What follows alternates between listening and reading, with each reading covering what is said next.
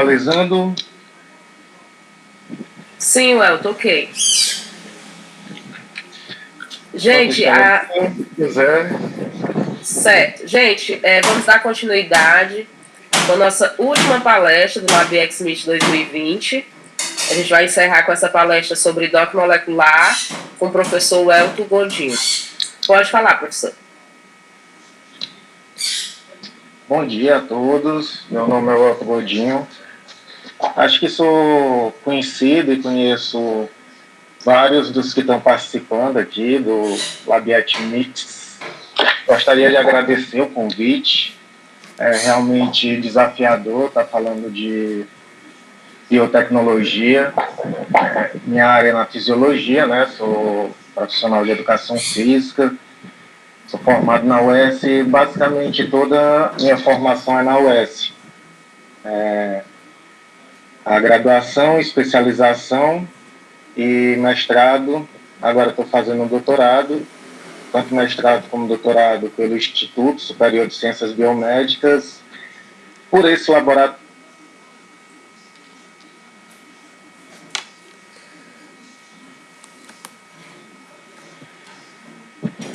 E com certeza a aula online tem uma aderência bem maior, né? A gente não teve essa participação toda que está hoje. Então, eu vou falar um pouquinho sobre esse assunto, né, que é o princípio do docking molecular. A minha apresentação ela vai ter uma parte que é definindo alguns termos, né, do docking. A gente vai fazer uma breve revisão na parte de fisiologia para ver o uso e possíveis aplicações dessa ferramenta. Depois, um passo a passo, onde a gente vai mostrar as ferramentas que a gente pode utilizar e a conclusão de como poder usar o docking sobre diversas circunstâncias.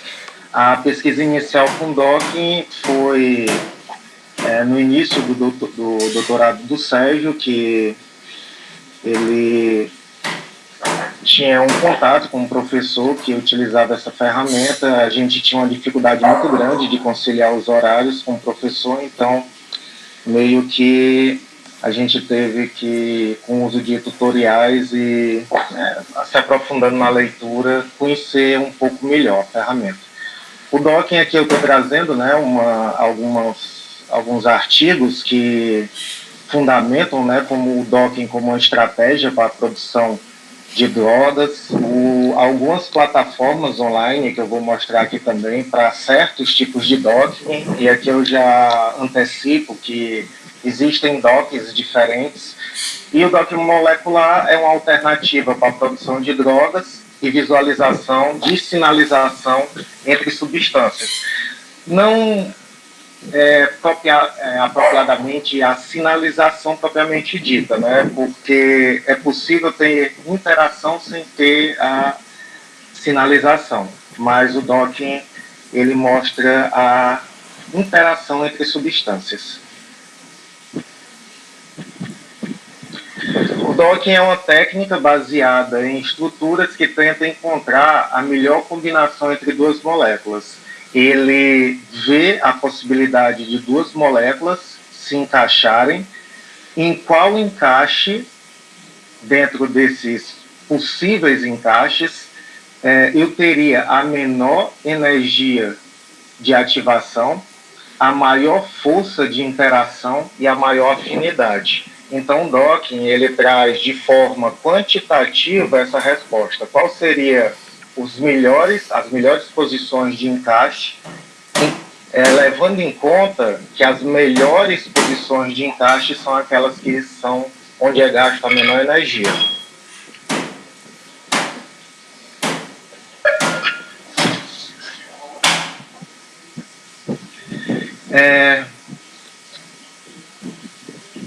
A técnica em si é chamada de modelagem molecular. É um encaixe de uma molécula, certo? E diz qual seria a orientação preferida para essa molécula se encaixar. Quando se conhece essa orientação preferida, se pode prever as forças de associação. e ligação entre essas moléculas, né? A gente pode prever, a gente vai trazer, né, uma lista de forças de associação que são esclarecidas de acordo com a composição de cada uma das moléculas e quantificadas também. Então, você entendendo um pouco do receptor, do alvo que você quer trabalhar, você também pode especular se essa molécula vai ter alguma resposta fisiológica. Então, o docking pega um receptor, pega um ligante e faz a estrutura ligante-receptor. Cria um complexo entre ligante e receptor. Por que ele é importante, né? Porque o encaixe é um método que prediz essa orientação para um ligante. O conhecimento desse encaixe faz com que você possa utilizar, criar substâncias, prever substâncias para a criação de drogas ou inibidores, ou qual for o seu alvo, né? A sua ideia. Ele é muito utilizado no design de medicamento. O encaixe é frequentemente utilizado para prever essa orientação. É lógico que é preciso entender que o meu alvo, ele pode ser uma enzima, ele pode ser um receptor de membrana, ele pode ser um receptor nuclear, e eu tenho que imaginar essas características da minha substância alvo quando eu penso na molécula que eu quero que sinalize com ela. Eu tenho que, quando eu vejo a imagem, e daqui a pouco a gente vai fazer um passo a passo e vai ficar mais fácil de visualizar, eu tenho que, quando imaginar o que seria esse receptor, conhecer onde é o sítio ativo desse receptor, certo? Conhecer a ação molecular dele, é que a gente tem um receptor adrenérgico, por exemplo, que é ligado a uma proteína G, e o efeito dele a abertura aliás, é um efeito com segundo mensageiro, mas tem outros desses receptores que são acoplados a proteínas de membrana que funcionam como canais também. Então, é bom o entendimento prévio da ação da sua molécula-alvo para você imaginar os efeitos que podem ter o seu receptor, ou na ativação ou na minimização desses efeitos, né? Ou na inibição também desses efeitos.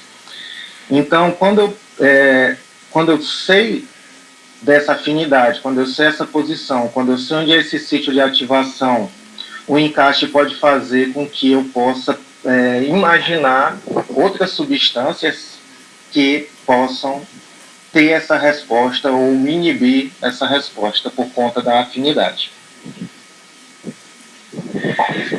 Como é uma ferramenta eletrônica, ele tem alguns problemas, né? Porque quando um conceito bem antigo da interação entre enzima e substrato é o conceito de chave e fechadura, que não é mais usual, né? E quando a gente faz uma analogia com outras peças, né, que não essa chave e fechadura, talvez a interação entre proteína e ligante seja mais representada por uma mão com a luva, né, onde tem adaptações das duas estruturas que estão entrando em contato. Então, é comum, por exemplo, que uma enzima tenha uma alteração na sua estrutura após estar em contato com o ligante. Um exemplo clássico são os receptores de membrana do tipo enzimático, né, como os de tirosina quinase. Geralmente são dímeros que quando são ligados, eles alteram a sua estrutura, eles mudam sua estrutura para fazer uma sinalização interna. Então, esse é um dos problemas do docking, porque nem todas as ferramentas preveem essa alteração estrutural, fazem um cálculo como o receptor fosse rígido. Outros fazem cálculos como se o substrato que eu estou tentando ligar fosse rígido, e a gente vai daqui a pouco destacar os maiores problemas, né, os maiores limites de interpretação.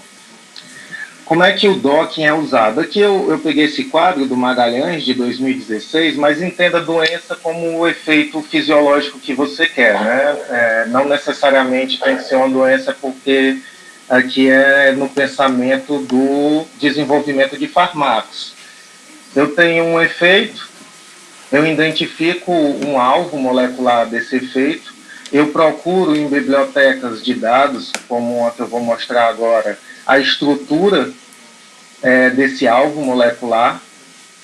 Eu posso fazer uma triagem computacional. Essa triagem ela pode vir dos bancos, de onde eu tirei essa estrutura 3D. Eu posso ter feito também essa substância que eu imagino que vai ter interação com essa minha molécula-alvo. Eu faço a otimização dos processos dos compostos selecionados, né? Nesse segmento aqui, nessa triagem, nessa otimização que atua o docking. Após eu enxergar que existe interação entre as substâncias, eu faço testes in vitro ou in vivo. Se a partir daqui eu não tiver o efeito esperado, eu volto a fazer modificações estruturais para tentar ver essas ligações para o docking de novo e volto para fazer os testes in vitro ou in vivo. Tá? Só a partir desses testes aqui, tendo o efeito esperado, partir para os testes clínicos e ter um fármaco. O docking ele otimiza, né, essa seleção de compostos, porque eu já posso ver no processo de docagem as substâncias que teriam mais possibilidade de interação com essa estrutura que é o meu alvo molecular. Então, basicamente, a função é essa, né? Mas tem diversas aplicações, como eu vou fazer uma relação a seguir. Só para fazer uma breve revisão mesmo, não vou me detalhar nisso, né? Esses aqui são alguns conceitos farmacológicos. A gente tem substâncias que normalmente são alvos para os fármacos, né? Como receptores, canais iônicos, enzimas, substâncias que são transportadoras. E eu tenho substâncias que atuam nesses receptores como agonista e antagonista. Depois eu vou detalhar os tipos, né, de agonistas e antagonistas. E eles têm efeitos diretos e indiretos. E eles podem bloquear também o efeito se for um antagonista. Eu tenho substâncias que atuam em canais iônicos como bloqueadores ou moduladores do efeito desse canal. Os bloqueadores eles alteram a permeabilidade, né, bloqueiam a permeabilidade. Os moduladores aumentam ou reduzem a abertura desse canal. Se a substância, no caso, né, ela tiver como um dos critérios para entrada o seu diâmetro, por exemplo, isso aqui pode acabar, inclusive, bloqueando a entrada. Eu tenho substâncias que são inibidores enzimáticos, que são substratos falsos, né, que fazem a produção de um metabólico anormal a partir dessa enzima, e eu tenho profármacos que atuam também sobre essa enzima, e tenho substâncias que atuam também sobre transportadores. No caso, como eu disse para vocês, a gente tem como grande alvo dos fármacos os receptores. Eu estou mostrando essa relação para mostrar que a substância que eu vou mostrar o passo a passo para vocês, do docking, é um receptor ligado à quinase, é um receptor de membrana, portanto, ligado à quinase. Tem que ter um conhecimento prévio, como eu disse, do receptor, para fazer o procedimento de forma mais assertiva. Então, esses aqui são os receptores com quais ligantes endógenos e drogas podem interagir, né? Aqui os canais iônicos, a proteína G, como eu falei para vocês, tem algumas que têm funções em canais iônicos, tem outras que fazem respostas a partir de segundos mensageiros. Eu tenho receptores nucleares, e só para citar uma diferença básica aqui, se eu pensar num substrato para interagir com um receptor desse, ele teria que ser um substrato lipolítico para passar a membrana plasmática. E aqui um detalhe bem importante que eu já antecipei, né? São muitas substâncias que têm potencial para ser fármaco. Porém, tem dois fatores principais que vão determinar se essa substância vai funcionar como um fármaco. O docking dá a resposta de uma, que é a afinidade, e aqueles testes posteriores que eu mostrei na sequência, né, que são os testes in vitro e in vivo, dão a segunda resposta, que é a atividade intrínseca. A afinidade é a medida de tendência de ligação desse fármaco com o receptor, e a atividade intrínseca consiste na habilidade desse fármaco desencadear o efeito desse receptor. Se eu conhecer as características desse receptor, o docking também pode me dar uma ideia da possibilidade de atividade intrínseca, de atividade dessa substância ativar o receptor também, se eu conhecer algumas características da minha substância. Aqui, como eu falei para vocês, a gente tem substâncias que são agonistas integral, tem afinidade máxima com o receptor, parcial, ele ativa esse receptor, mas não com eficácia máxima, e inverso, né? Ou seja, ele inativa um receptor que está continuamente aberto, ou ativo. E aqui a gente tem os antagonistas dos receptores, antagonistas sem receptores, e aquelas ligações que a gente vê, né, na farmácia, ligação no sítio-alvo sendo reversível ou irreversível, e uma ligação alostérica, né, que é uma ligação fora do sítio-alvo, também reversível ou irreversível. E a gente também tem antagonistas que são sem receptores, são antagonistas químicos e fisiológicos. Isso aqui é só uma revisão na farmacologia para a gente ver as possibilidades de substâncias para interagirem. As substâncias podem interagir a partir de pontes de hidrogênio, a partir de ligação iônica, né, atração eletrostática, a partir de forças de Van der Waals e a partir de ligações covalentes, que também são iônicas, mas são atrações mais fortes do que as atrações eletrostáticas. Aqui a gente tem um exemplo de cada uma dessas interações.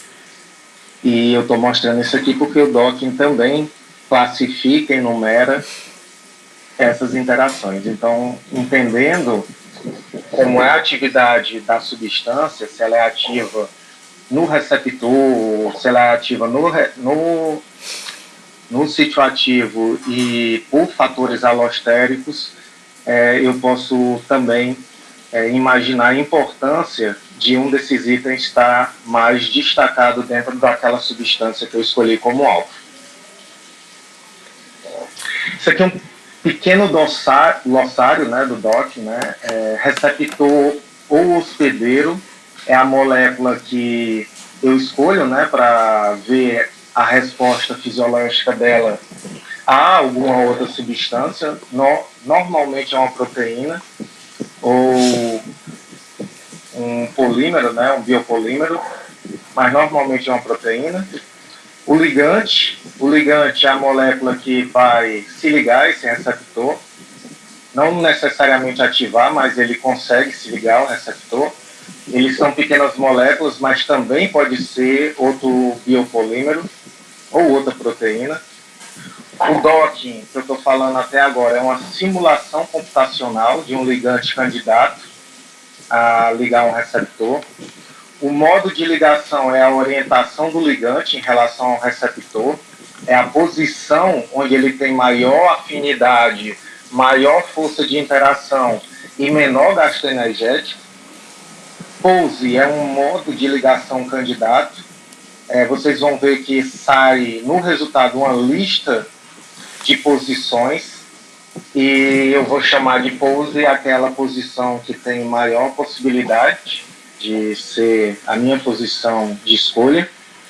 Eu tenho um processo de pontuação que eu já comentei brevemente, né? É um processo de avaliação de uma pose em particular, contando o número de interações intermoleculares. Aí, ó, como ligações de hidrogênio e contatos hidrofóbicos, por isso que eu falei dos tipos de interação anteriormente. E a classificação, o processo de classificação no qual os ligantes têm mais probabilidade de interagir favoravelmente. Então, sai uma classificação das posições de 1 a 9, ou dependendo do tanto de interações que você escolher. Quando eu for mostrar os aplicativos, esse processo classificatório vai fazer mais sentido. Você escolhe o tanto de interações que a substância pode tentar fazer. O docking ele é usado nessas abordagens, né, para complementar uma forma, para ver se as duas substâncias se complementam. Eu posso ter uma substância separada e ver se ela tem possibilidade de interação com a substância alvo no seu sítio de ligação. O docking faz uma simulação desse processo de ligação e o docking calcula hidrofilia, hidrofobia, interações, ligações de hidrogênio doadas, aceitas, orientação do ligante com a melhor pontuação, afinidade de ligação, interação iônica, interação aromática e aquelas forças que a gente falou que podem manter as estruturas unidas. Eu tenho também algumas limitações no docking, né, como eu antecipei para vocês, como aqui eu tenho, já dando um spoiler, 2 tipos de docking. Eu posso ter o docking proteína-proteína e posso ter um docking do acoplamento de moléculas pequenas com proteínas, que vai ser o que eu vou mostrar para vocês o passo a passo hoje. E esse aqui eu vou mostrar como resolver também, mas o passo a passo vai ser desse aqui, de moléculas pequenas e proteínas. Um docking proteína-proteína, eu posso ter um problema de rigidez no docking, por causa dos graus de liberdade, né? Eu posso ter graus de liberdade reduzidos, só 3 para rotação e 3 para tradução. E eu posso ter uma ancoragem não ligada também. E eu tenho como problema do docking de moléculas pequenas aquela questão que eu falei da rigidez e flexibilidade da estrutura. Então, posso ter receptor rígido, ligante rígido, receptor rígido, ligante flexível, receptor flexível, ligante flexível. Isso depende do aplicativo que você escolher, do aplicativo que você utilizar. As pesquisas em biotecnologia voltada ao docking, elas tentam resolver esses problemas. Isso aqui não é um estudo novo, mas é só para mostrar que essa rigidez do ligante, por exemplo, tem trabalhos que trazem cálculos para solucionar esses problemas, para acrescentar outra dimensão de possibilidade de movimentação e, consequentemente, uma analogia mais parecida com o que pode acontecer na realidade. Esse passo a passo, pessoal, eu vou disponibilizar em PDF. Os organizadores do evento podem disponibilizar para quem quiser fazer, certo? Esses são os aplicativos necessários para fazer um docking molécula-proteína. E aqui eu tenho o nome do aplicativo. Cada um deles tem uma função. E aqui eu tenho um endereço para baixar esse aplicativo. Eu uso o Discovery Studio, o Python, o Autodoc Tools, e a partir daqui, né, o Autodoc Tools e Vina tem uma possibilidade de outros aplicativos para serem utilizados, cada qual com vantagens e limitações em relação ao outro. E, por último, o Paimol, da visualização das imagens, para salvar as imagens também. Então, essa é a lista dos aplicativos que a gente vai usar. Primeiro, eu tenho que escolher minha substância. E, assim, pessoal, eu tô vendo, viu, o chat, então, se tiverem dúvidas, podem perguntar também. Vocês devem ter visto essa plataforma em outras aulas, né, durante o LabX Mix. Isso aqui é a Protein Data Bank, é um banco de proteínas. Aqui você vai escolher uma macromolécula que você tenha interesse, certo? De propósito, eu vou escolher uma macromolécula que já tem um ligante, mas você também pode escolher uma macromolécula sem um ligante. Eu vou escolher uma macromolécula com ligante. Faço o download, né, da molécula-alvo e do ligante, aqui o site também. Essa imagem que vai aparecer no PDF, que eu vou providenciar para vocês.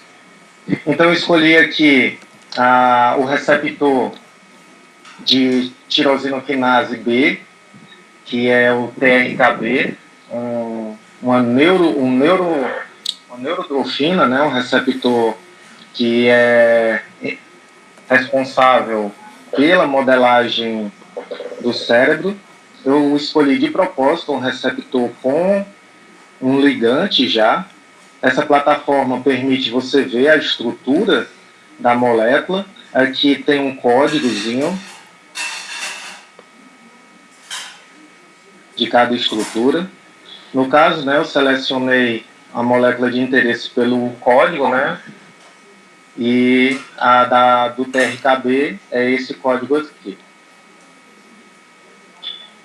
Aqui a gente tem a estrutura da molécula, tem várias informações na plataforma. Aqui a gente tem a estrutura da molécula, não dá para enxergar aqui, mas são 3 polipeptídeos integrados. Isso é importante. Quando você for salvar a molécula, né, você vai clicar em baixar arquivos, você salva no formato PDB e cria uma pasta para esses arquivos. Então, salvei minha molécula de interesse.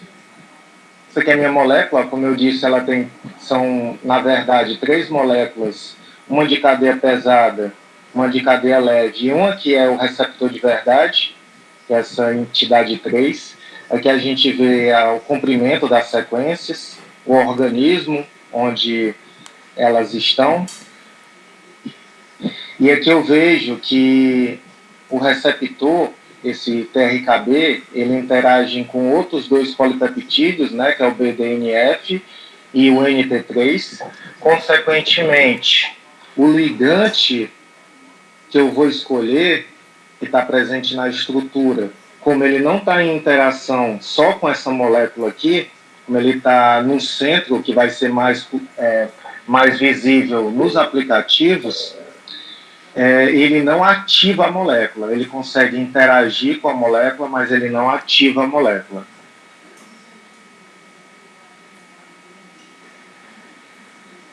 É possível ver o ligante também, baixando um pouquinho dessa página inicial. Tem várias informações, é um software, José Ednésio. Ele tem diversas informações, tem a sequência genética, tem a quantidade de proteínas, como eu mostrei, e eu posso ver o ligante também. Aqui eu já tenho o ligante, é possível ver a estrutura do ligante e as interações do mesmo com a proteína. Aqui eu tenho um ligante, ó, que está acoplado a essa proteína, um diagrama de 2D. E aqui a estrutura do ligante. Então, se eu quisesse produzir um fármaco para interagir com uma molécula, eu poderia ter o ligante original como referência, ou posso também ter outro ligante de outra substância que pode estar nessa plataforma também. Eu posso ter um ligante criado, desde que salvo naquele formato que eu disse, para que a gente possa utilizar no software. Então, eu vou utilizar agora, depois de salvar, né, tanto de salvar essa estrutura, essa proteína, que já vem com ligante, eu vou abrir o Discovery Studio, certo? Cada software desse tem uma função. No Discovery Studio, eu pretendo retirar as moléculas de H2O, certo? Porque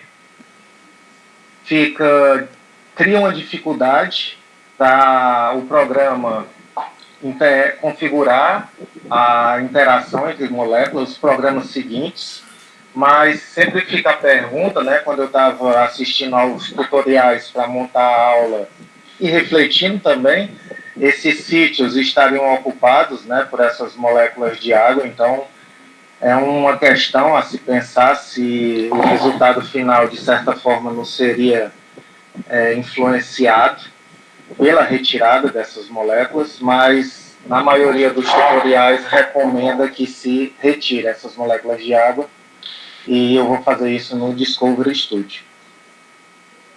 Aqui tem um passo a passo de cada função que eu vou utilizar, né, no Discovery Studio. Eu vou selecionar e deletar as moléculas de água.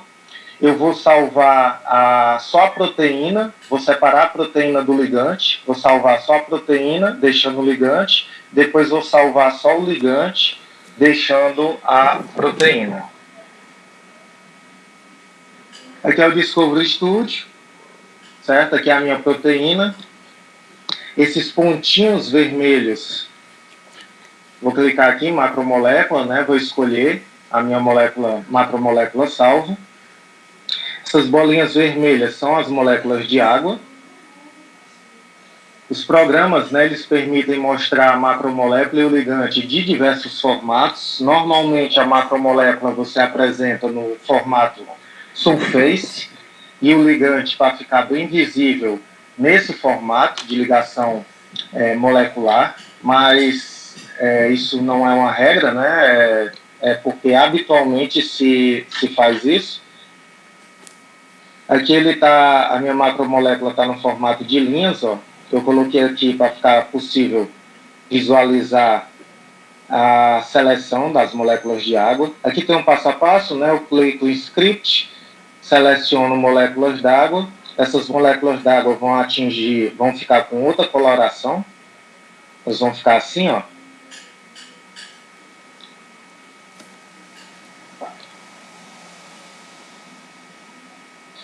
A ideia é essa, Eudésio. Nos tutoriais eles só discutem se isso não mudaria em relação à situação que o receptor está dentro da célula realmente, né? Mas, Rafael, os programas são pesados, tem uns que são mais pesados do que os outros, né? No caso, eu não estou mostrando passo a passo abrindo os aplicativos, porque eles são pesados e provavelmente estaria travando na apresentação. Então, eu fiz essa apresentação antes e salvei o que eu queria mostrar, né? Eu deleto, então, as moléculas de água.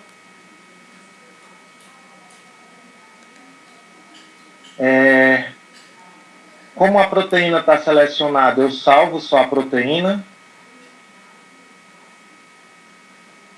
Aqui eu estou só mostrando em outro formato, né? Mas está aqui a proteína e está aqui o ligante. Eu vou deletar a proteína, vou salvar a proteína e depois vou deletar a proteína para ficar só com o ligante. De novo, passo a passo, né? Estou selecionando a proteína, salvo a proteína e depois eu fico só com o ligante. Essa estrutura eu sei que ela encaixa naquele espaço, né? Naquele espaço que tem na minha molécula de TRKB.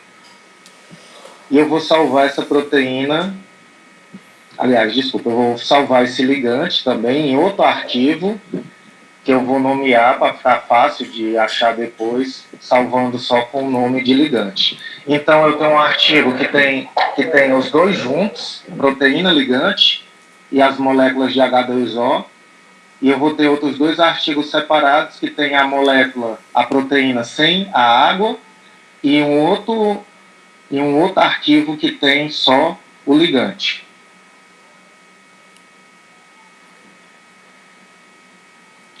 Salvando o ligante, aqui também um passo a passo, né, para salvar o ligante.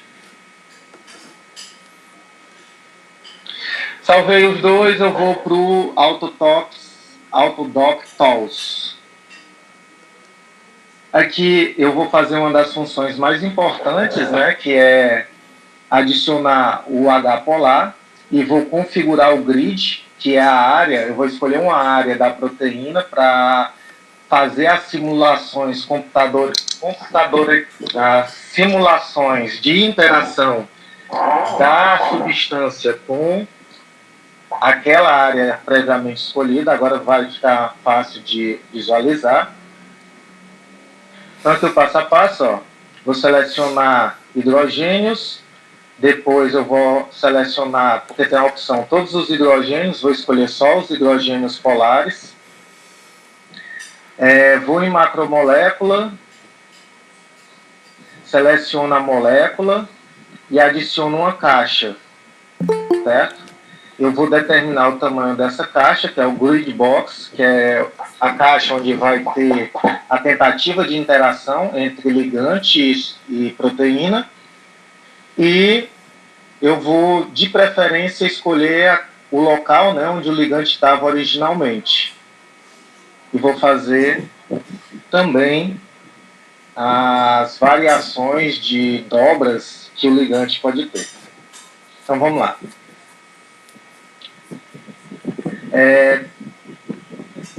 Esse software ele tem algumas configurações diferentes do software anterior. Ele também tem possibilidade de vários formatos moleculares e é possível diferenciar as cores das cadeias de proteína, ou seja, essa minha proteína, no caso, como eu sei onde é a área que interage com o receptor dela, eu posso destacar essa área, né? Essa cadeia polipeptídica que reage com o receptor. Então aqui eu tenho minha proteína, agora sem o ligante, né? Eu estou salvando aquele arquivo sem o ligante. Aqui eu tenho um espaço onde eu tirei o ligante, é esse espaço que eu vou trabalhar. Aqui só para mostrar o espaço, né? A proteína sulfase. Aqui já eu imagino, né, onde será o lugar do grid. Vocês vão ver que o grid eu posso regular ele de forma antero-posterior, lateral e dorso-ventral, né? Então eu tenho os 3 planos X, Y e Z para posicionar o grife exatamente em cima desse espaço. Minha molécula, eu fui brincando, né, mudando várias vezes o formato dela. Então vou adicionar hidrogênios, aí escolho só os hidrogênios polares. Fica melhor de visualizar esses hidrogênios, por isso que eu coloquei esse formato. Aí seleciona só os hidrogênios polares para por causa das realizações de pontos de hidrogênio, eles vão ficar esbranquiçados. Fica esses pontinhos brancos que aparecem aqui.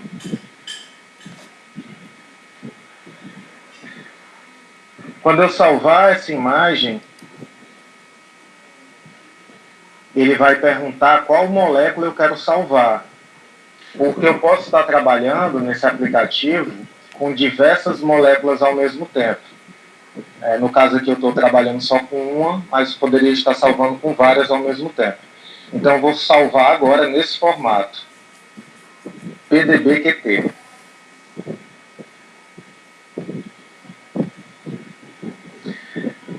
Depois, não excluir a macromolécula, deixa a macromolécula aqui.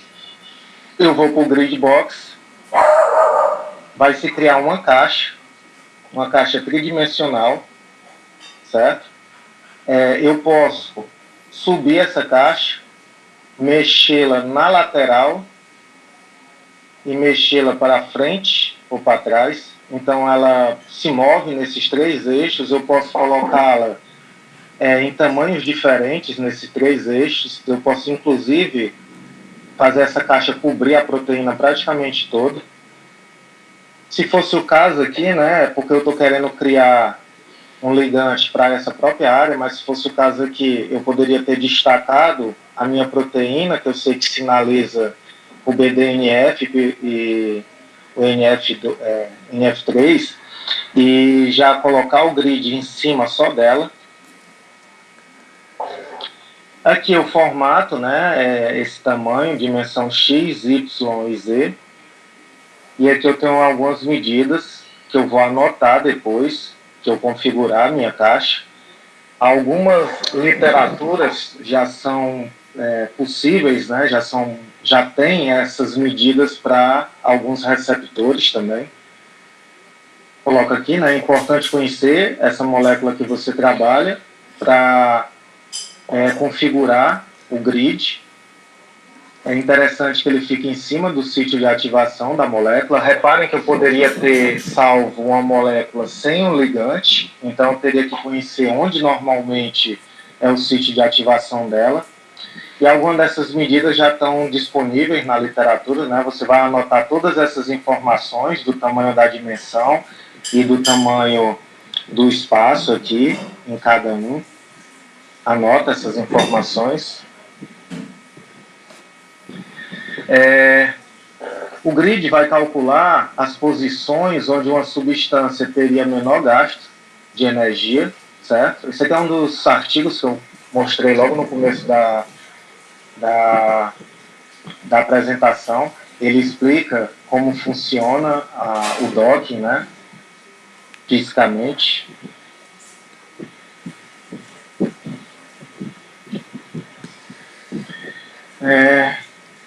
Eu vou salvar a proteína, eu vou retirar a proteína, eu vou abrir o ligante, aquele artigo do ligante que eu deixei separado também, e o aplicativo mostra os pontos de torção. Está aqui o meu ligante, ele está numa estrutura diferente, né, do último software que eu abri. E aqui eu vou selecionar, aqui cortou um pouquinho, mas eu vou selecionar, acredito que no PDF não vai ter esse espaço aqui, os números de torção. Apesar da quantidade de torções, de acordo com a pesquisa, é possível utilizar mais ou menos ou ainda existir um número de torção já usual. Aqui no tutorial que a gente seguiu, ele sugere um número de 9 torções, certo? Mas tem substâncias que tem um número diferente, maior ou menor de torções, mas como eu estou propondo uma nova substância para interagir com aquele espaço, eu posso escolher mais torções. A questão é que normalmente as mais econômicas vão ficar em ordem mesmo, então, embora eu tenha mais possibilidades de interação, normalmente são as primeiras que são as melhores opções para interação com a minha proteína. Então, salvo, estou sempre lembrando, ó, salvar em PDBQT. Salvar o ligante e a proteína nesse formato. Botei vários lembretes porque às vezes a gente salva no formato inadequado e o próximo aplicativo ele não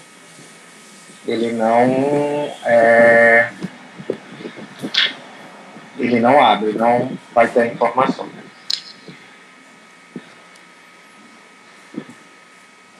Esse é o aplicativo que realmente faz o cálculo, né, que é o Autodoc Vina. Ele abre uma tabela de conformação, ele cria, aliás, uma tabela de conformação e afinidade entre a proteína e o ligante. Ele é o programa que realmente faz os cálculos, ele configura o grid, apresenta as configurações de ligação de acordo com as dobras que eu escolhi no grid e propõe um ligante que tenha menor energia de ativação sobre diversas ligações. O grid, para utilizar o Vina, eu tenho aquelas informações que eu coletei, né? Aqui, pessoal, é um exemplo que eu peguei de domínio público também. É por isso que o número de tentativas exaustivas, né, o número de torções está diferente. Aqui tem 8, né, eu falei 9 para vocês anteriormente. Mas aqui vai ter o número que vocês escolheram de torções. As medidas anotadas anteriormente, né, elas são colocadas num terminal. Você abre um terminal no seu sistema operacional, tem um jeito de abrir por Windows, tem outro jeito de abrir para outros terminais operacionais, mas todos abrem um terminal operacional, onde você vai colocar essas informações e colocar umas sequências de ativações. Deixa eu ver aqui. Pronto. Então, ó, eu vou abrir o terminal, vou colocar aquelas informações e vou clicar, vou executar essa informação aqui, ó. Vim na configuração, coloca esse código, certo? Ele faz o cálculo e anota os resultados, ele cria uma tabela e no final eu executo essa nova sequência aqui. Após executar essa sequência, ele salva todas as informações numa pasta Vina, uma pasta criada pelo aplicativo. Então, eu coloco aquelas informações, coloco a execução, aguardo o cálculo, vai ter um resultado em tabela, coloco uma nova execução e depois eu tenho todas as informações salvas na pasta. Então tá aqui, ó, tá aqui o terminal. Após fazer os cálculos, ele fez 9 rotações, como eu propus, para o ligante. E aqui ele mostra as configurações de menor gasto energético. Após executar o segundo comando do programa, você escolhe a melhor forma de cada configuração. Ele vai apresentar a quantidade de torções escolhidas e o tipo de interação. Os resultados são salvos, né, na pasta do Vina, que o próprio programa cria. E aqui eu tenho 9 possibilidades, né, de interação dentro daquele sítio, dentro daquele grid que eu criei. Aqui eu já tenho o resultado, certo? De qual ligante seria mais econômico, de qual ligante teria mais facilidade de interação com aquele meu local que eu escolhi com o grid, qual teria menor gasto energético. E agora eu vou abrir o Paimol só para visualizar, né, o que eu consegui com o Vina. Oi. Professor Elton. Oi, Estela. Eu gostaria de avisar que o senhor tem mais 5 minutos, tá? Que a gente tem que dar um tempo para os participantes fazerem as perguntas. Tá, ok. Abro o Paimol, eu vou procurar o arquivo da proteína que eu criei, depois eu abro o arquivo dos ligantes, né? Aqui o Paimol. Cuidado para não confundir os arquivos que você salvou, já que o primeiro arquivo ele vinha com ligante. E o Paimol não abre em PDB-QT. Você usa WAL Files e aparece a proteína. Aqui minha proteína sem o ligante. Escolho o ligante de menor energia, né, que é esse aqui, ó. O primeiro. Escolho o ligante de menor energia, posso escolher para a proteína ficar no formato surface, o ligante para melhor visualização. Está aqui meu ligantezinho. E eu tenho inúmeras possibilidades, pessoal. Eu posso excluir a proteína e comparar o ligante de vários níveis de energia, de ativação. Posso comparar com o ligante original, a diferença conformacional dele para o ligante original. Tenho diversas possibilidades. E entendam que aqui tanto foi um ligante que eu já escolhi, que se encaixava aqui, e alterei ele para a sua função mais econômica, como também poderia ser um ligante que eu estou propondo que possa interagir com esse sítio de ligação. O Paimol é o programa, né, que calcula, que visualiza o que o Vina calculou. É possível visualizar, isso aqui foi o que eu disse agora, né? A gente pode comparar o ligante original com o que eu criei. Aí você salva os artigos que são do seu interesse em PNG. Eu ainda posso fazer o docking proteína-proteína. Existe um site que, na verdade, é uma lista de espera, né? Você se cadastra e manda a sua proteína de interesse e outra proteína que você imagina que possa interagir com ela. Esse é um site um banco de dados e site, né, que faz esse cálculo, é um supercomputador da Universidade de Boston.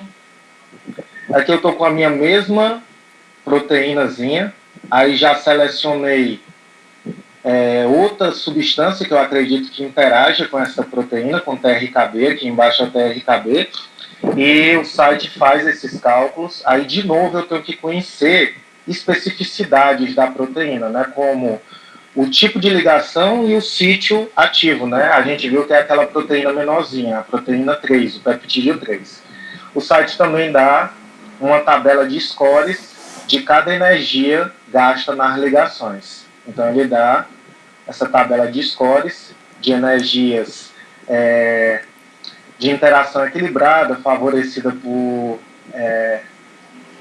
favorecida eletronicamente, favorecida por ligações de hidrogênio, etc. Aqui são 2 artigos que mostram a eficiência do The Plus Pro, né, que é esse site, nesse tipo de avaliação. O docking serve para tudo isso. Estou terminando, viu, Estela?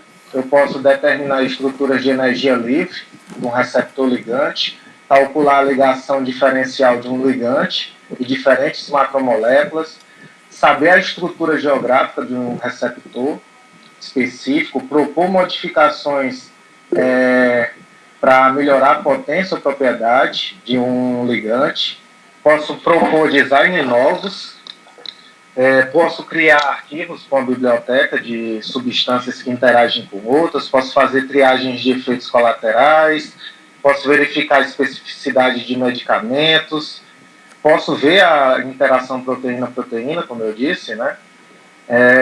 O conhecimento dessas associações ajuda a entender uma variedade de caminhos que ocorrem na vida e revelar possíveis alvos farmacológicos, e também pode ser usado, né, para prever poluentes que podem ser degradados por enzimas. As enzimas teriam função de degradar essas substâncias. Então, aqui algumas referências que a gente usou. Desculpa a demora, pessoal, e obrigado pela atenção.